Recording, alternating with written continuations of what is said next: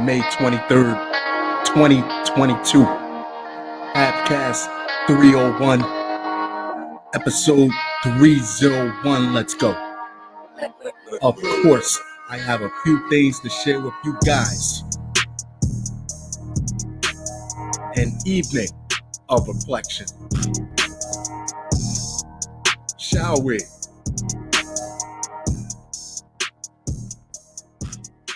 Texas deputy fired after using boyfriend's taser on her children. If these are the methods that she employs against her own children, what happens when she's on duty? What happens when she's out on call and she can't get control of the situation and just goes for a gun out of frustration?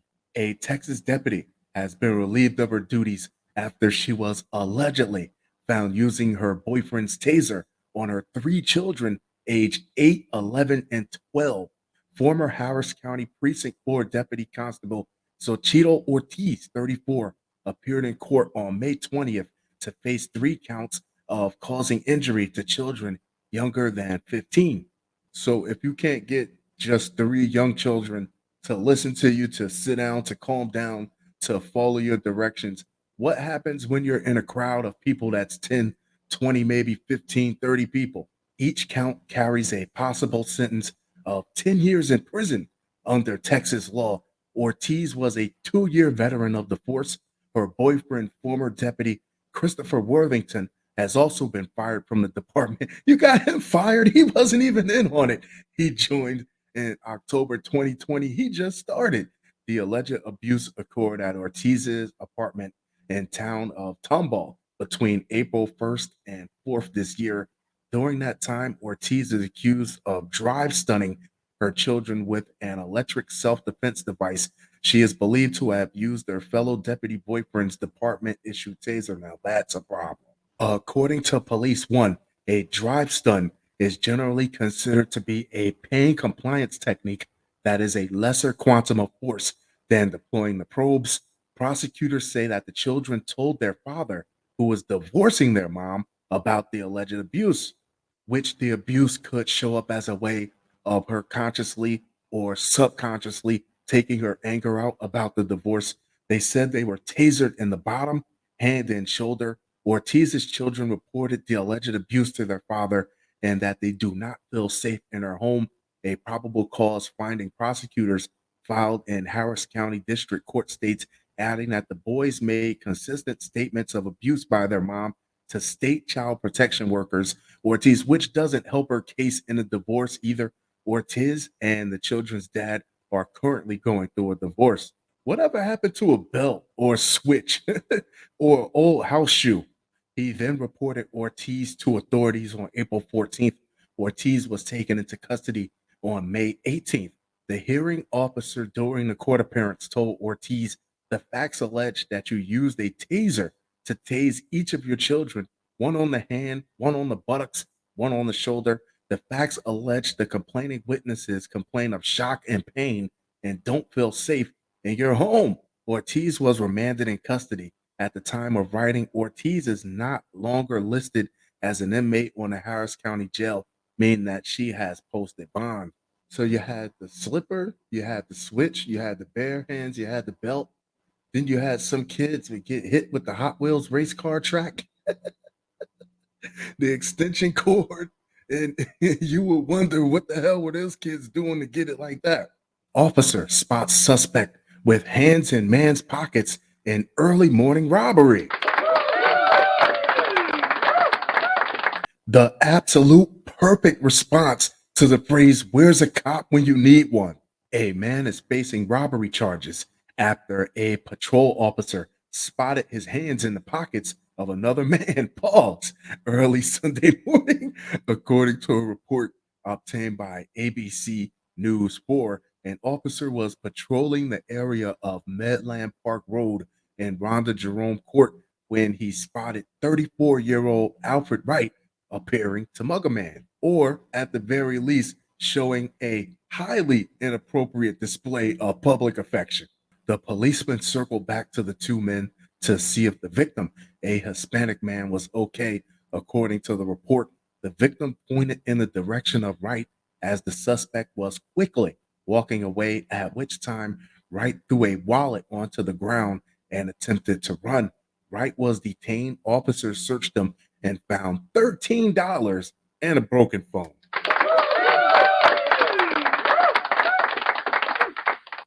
Was it worth it?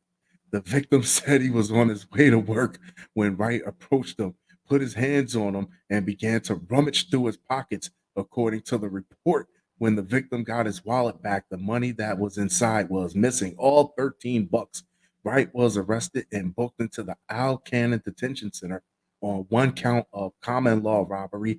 He remains in custody on $50,000 bond. Casanova scammer guilty of stealing $1 million from women on dating apps.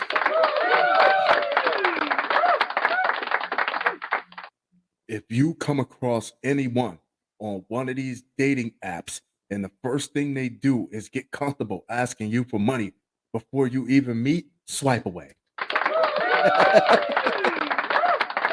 It's even easier than walking away. A Florida man posing as a surgeon pleaded guilty to wire fraud and aggravated identity theft after stealing more than $1.3 million from over 30 women he met on online dating websites. Just giving women the old McDreamy. Brian Wedgeworth, who used a variety of aliases, 14 in total, pleaded guilty to 25 counts related to the years-long romantic fraud schemes in which he would pose as a doctor at prestigious universities and hospitals to develop romantic relationships with women and to gain their trust. According to the Department of Justice, the man had duped at least 30 women in 8 states, including Florida, California, Texas, Maryland, Louisiana, Georgia, and Alabama. Damn, our citizens should not be preyed upon by fraudsters who steal through overtures of affection, said U.S. Attorney Jason Cootie. With the assistance of our dedicated law enforcement partners, we are committed to investigating and vigorously prosecuting those who engage in all acts of fraud. I mean, at some point, folks have to realize that they're not paying for what's true. They're paying for what they want to be true. Wedgeworth would use photographs of himself posing as a doctor to make connections with women online and brag about his success at facilities such as Johns Hopkins University, Harvard Medical Center, and the University of Pennsylvania, despite having no employment history there. Not even a groundskeeper. He would then assure the women he could pay off their debt and loan payments because he didn't want them to struggle with their finances. I can be your hero, baby, offering to take it on himself. As part of his scheme, he would persuade women to give him their banking login information, as well as their full names, dates of birth, and social security numbers, according to court documents. Within the bank account, what? Really? Love can't be that blind. With the bank account information, Wedgeworth would add himself as an authorized user to increase their credit limits and obtain cash advances, according to court documents. He would then use this money to purchase expensive jewelry and tickets to sports games. Did he at least get a fur coat for the ladies or something? Did he at least send these women a gift, a piece of jewelry, a locket of him being a fake doctor somewhere? This is bad. This is so bad. And it happens to men too. But at some point, you just got to swallow your pride before you fall further down and admit that this guy is taking you. Wedgeworth would then send electronic payments to the women's credit card companies, mortgage lenders, and other debt collectors using an account that was previously closed due to insufficient funds.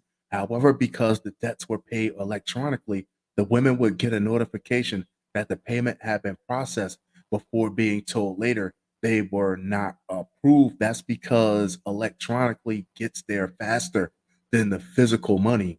The man would then use those false payments as leverage to convince the women to repay him, telling, see, I get things done. I'm moving and shaking out here, baby. Telling them his bank account was frozen after paying off their debts and convincing them he needed money to pay off a medical malpractice lawsuit.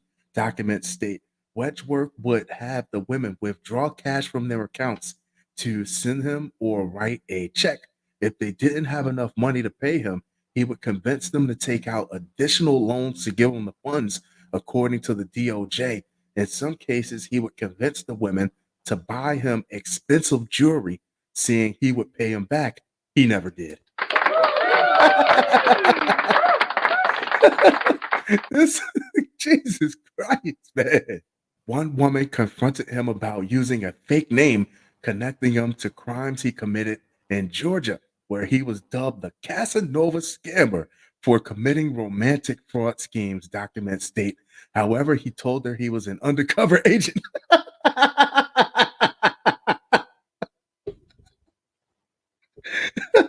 who, who was instructed to get arrested so he could observe correctional officers who were committing misconduct inside jails. The aforementioned persona was part of that backstory. He said, please. Wedgeworth admitted to the fraud schemes Thursday and pleaded guilty to all 25 counts. He is set to be sentenced in court August 8th and faces up to 20 years in prison for wire fraud and mail fraud, up to 10 years for money laundering, and at least 2 years for aggravated identity theft. Bride calls off wedding when bald groom's wig falls off mid-ceremony.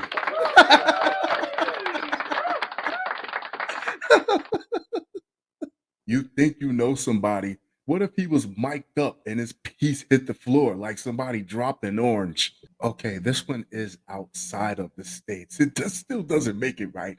A bride in India reportedly called off her wedding upon learning that her groom was bald. I think that's what you should know before you even went into it.